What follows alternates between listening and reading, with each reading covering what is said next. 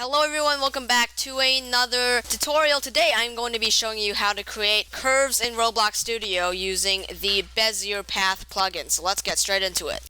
Okay, so to use this plugin, you have to go to the top, click Plugins, click Bezier Path, and this GUI will appear on the left. So basically, to start, all you need to do is click the mouse where you want the curve to be, and it will make the curve right in front of you. And when you're happy with it, you can click Finish, and it will place it down for you. So that's the basic operations. It's very simple, but there's some extra options which I am going to go through right now. Okay, so first of all is segments per line. This controls how many segments are between 2 points. So if you set this higher, it'll make it look more realistic, but this will come at the expense of lag. So it'll make your game more laggy if you set this too high. So the width, pretty self-explanatory, just controls how wide the curve is going to be. If I set this to 100, it's going to be wider, and if I set this to 1, it's going to be thin. Now, as for height, if I set this to 1, it's going to be sort of flat. If I set this as 10, you can make a wall, and if you set this higher, you can basically just make a bigger wall, I guess. And the next one is material. This controls the material of the curve, so you can set this to a bunch of different things. Let's say I wanted to set it to concrete. I would click concrete in the drop-down menu.